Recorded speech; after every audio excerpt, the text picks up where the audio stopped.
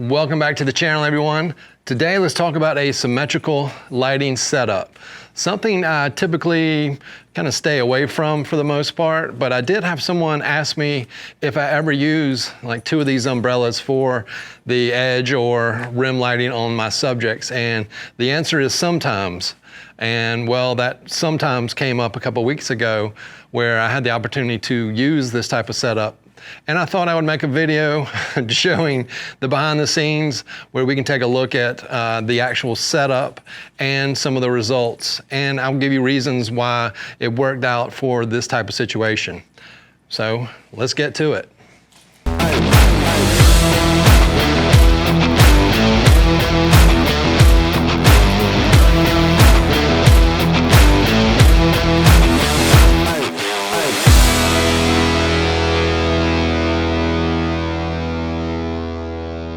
All right, so before we jump right into the behind the scenes video portion of this video on top of video, I thought that I would run through just a couple of things here on this makeshift setup that I've got going here. And as you can see, I've got the two umbrellas that would act as an edge, which I like to call an edge light, and then I will have another one kind of behind where the camera is placed here for the fill light. So it's three umbrellas I'll be using in this setup. But what this does, and these will be further out if this was an actual setup, and then I would be positioned here, right in this area, if I was the subject. So what this does is create a lot of light, and that allows my subject to be, they could be over here, or they could be over here, and still properly exposed. So that allows me to shoot both portraits as well as action sequences. And to further dial in this type of setup, I like to bring in another light, which I commonly use on one of my booms. And this allows me to kind of control the light that would be on the face of my subject. So another powerful tool here, you'll see this being used in the video. But I thought I would just kind of run through this setup. Let me bring this back down. Just kind of in this manner before we jump to the video, but let's go to it now. Okay, so the first shot here I wanted to show is the fill light umbrella that was positioned behind me. And you can see my tethering station here with the Canon R5. And so kind of right in here is where I'll be positioned. But let me push play and I'll rotate around so you can get a sense of scale for the setup. So that kind of gives you a sense of scale. Let me jump to, get rid of this video, and then we will move this one into play so we can get more of a straight on view. So you can see on either side my umbrellas for the edge lighting that I discussed at the beginning of this video. I've also got two reflectors, Pro Photos up here that enhance my edge lighting. I'm kind of thinking in the future I might come up with a video kind of just based on these two lights on either side of the edge. And then in the middle there, underneath this play here, you can see my sticker, which kind of marks for my subject the center of my set, kind of where the sweet spot of the lighting is.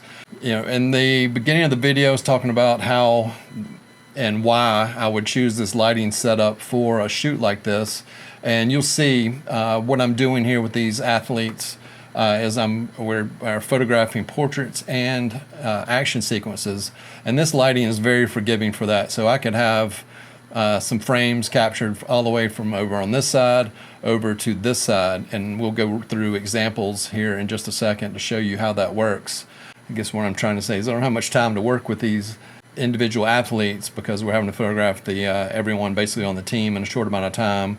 The actual time stamping on what I'm going to shoot today was right around 7 minutes with this athlete, and she's a pretty good player apparently and plays catcher. So she's putting on gear, taking off gear, and so we're actually doing some shots with her fielding and then swinging with the bat. So we got multiple setups with her, and we get it all done within 7 minutes. And this lighting greatly helps that process out, just because I don't really have to worry about moving too many things around. You'll see where I do move this light up and down and then probably in and out based off of what we're doing, and that's the sole reason I've got it on a boom arm here, and it makes it super easy. I've got wheels so I can wheel it in and out, and with the boom arm I can go up and down with it. That's not to say you can't do this without a boom, but it does make it easier. You could have this light on a stand and you could raise it and lower it and then probably pull it back out for the action sequences so it's not getting in the way. So let's get rid of this here. And then this will show you just kind of what the lighting looked like as I'm setting it up. So I will take a frame from the onset just to make sure everything's firing and I'm getting center of light right around my mark right here on the floor. So that's kind of what that is about there. So let's get to the actual photo shoot. Unfortunately, I've got to turn the volume down as they were playing music, and I don't want to get a copyright strike on this video, but so she's getting on to set. I'm just kind of telling her what we're about to do. You see me, I'm moving this boom light down because I can see that I'm going to have to get the light underneath the edge of her mask there. You'll see I then come forward and tell her, you know, basically kind of what the stance is. She's going to be kind of have a behind plate setting up as if she's waiting for a pitch for this first kind of setup. Now I'm showing her where the mark is on my setup and then adjusting that light even more. And so here I'm grabbing my camera and I set up to do some initial shots here. I'm having her direct her eyes above camera, which helps bring her eyes up a little bit more, and that allows this light to get up underneath the edge of the top edge of her mask there. So I've taken a couple shots there and looking on my computer and realized that I probably should move in a little bit tighter with my lens. I'm using a 24-70. And here I am instructing her to kind of give me a little more with her eyes, a little more intensity. And we'll run through, I'll show you the results of that. So let's pause right here and slide this out. We'll go straight here to my raw feed. You can see right here, these are those first shots. One of my lights didn't fire there. And then you saw me look at the computer, then I move in a little bit tighter, and you can see her eyes up here. She's, you know, there's really not much going on. She's just looking at me, taking her picture, and then that's when I instruct her to give me a little more with her eyes. And so you can see here we're getting a little more intensity with these shots here. All right, so we'll go back to the video. So now we're going to set up for some action sequences here. So what I've done, let's see here. So basically I'm instructing her, we're going to kind of, because she's right-handed, we're going to pretend like she's throwing to second base to try to pick off a runner. Directing her where the mark is on the floor and let her know that that's kind of where I want her at the point where she's kind of pulling back, like her wind-up point, which is kind of the, for this type of shot for me, is what I'm going after. And you'll see, and this happens basically with just about everyone, unless you happen to get lucky, but she will, basically she'll move too far to the right here in this first sequence, which I have kind of planned for. So these lights are wide enough to where, let's go up here and look, where it's not completely a lost cause. So here we go. This is her coming up. She's kind of blocking her face there, which doesn't really bother me. And we got a pretty good shot right here. She is getting pretty close to this light, and you can see my mark is right here. So optimally, this foot would be kind of right in this area right here. And you can see her follow through. She's basically carrying herself all the way into that light. And I'll see that on computer. And like I said, this is nothing new, having done this for as long as I have. So I know that's going to happen. So what I'll do is I'll tell her, and I'll show her on the screen there, and instruct her to back up. There we go. So we're going to take another step back and run through the same. There we go. Same type sequence. And you'll see on this one. This one was better, but she had her eyes closed for like this frame right here. You can see her eyes are closed. But much better placement. You can see that front leg is right about where I'm wanting it to be. So let's get back here. And I think I'll joke with her here that her eyes were closed, that she was asleep when she was throwing the ball on that one. So we'll reset and do one more to try to catch that frame. You know, and this is just a good opportunity to kind of keep things light, you know, let her know that she's doing a great job. It just so happened that her eyes were closed in that last frame. And that's basically, I think, kind of what I'm telling her now. And directing her to kind of keep her chin up too a little bit. I'm trying to, these shots are tough with the mask on because we're having to get a clean eye line. Let's move over here. So here is the next sequence. And so this shot right here is really nice coming up. You can see, she's got her eyes dialed in. We get a little bit of a block there, and then here's kind of our hero shot, and then some more follow-throughs there. And so then we'll move in the same lighting setup. You see I'm not really having to change much at all, if at all. And so I will adjust this light just a touch here. So we're going to do some portraits with her holding the bat as if she's waiting for a pitch. And I like to both change her angle while I'm doing this, as well as change my angle from my camera position. So you'll see me move around as I'm taking her picture. All right, so I take one, look over there, make sure everything's dialed in exposure-wise, and then you'll see how I move with the camera, changing my angle to her, and then plus on some of these I'll be grabbing that reflector strobe in the back there. So let's go back over here.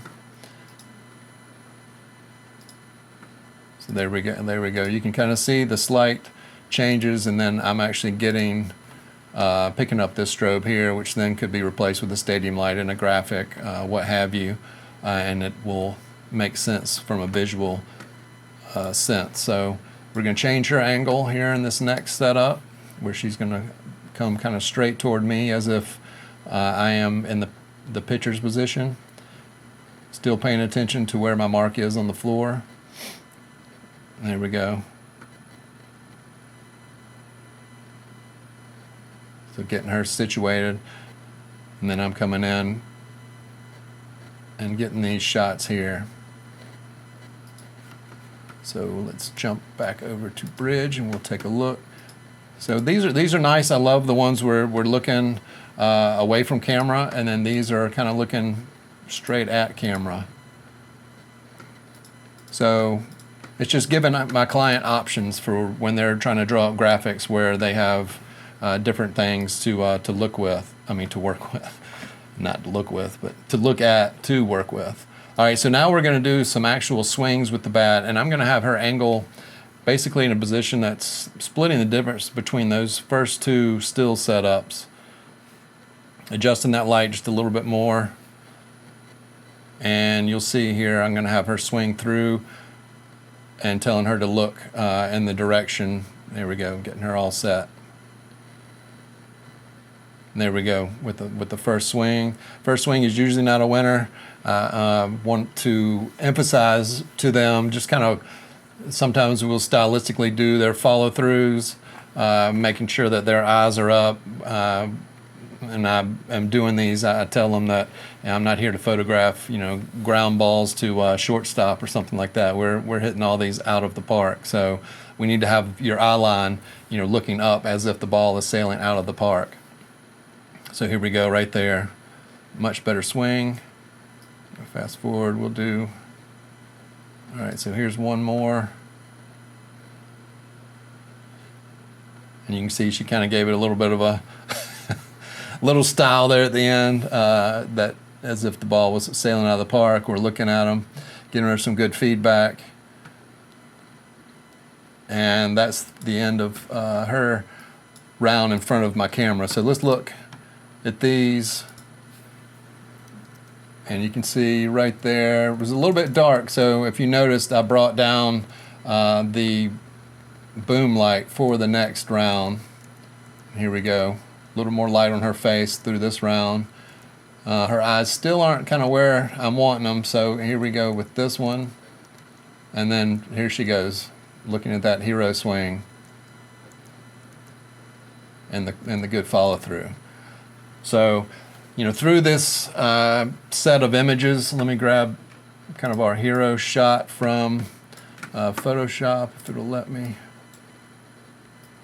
Through that whole sequence there, you can see that I was both working with her on different posing positions, stuff like that. I was adjusting the lights when I needed to, and adjusting my camera position, and working through everything I could do to kind of mix things up for every frame, and then get exactly what we kind of needed from her by the end of this shoot. So I will say here, I'm going to jump back because I think I pretty much wrapped this part. If you're interested in more information, more detailed information from shoots like this, follow me over on Patreon, where you can see extended versions of videos like these, where we'll run through the individual power settings on my strobes, and looking at some of the images that can demonstrate what lights are doing, different lights are doing on that set. So if you're interested in that, jump over to Patreon. It's $15 a month, something like that, and you will have access to all that info.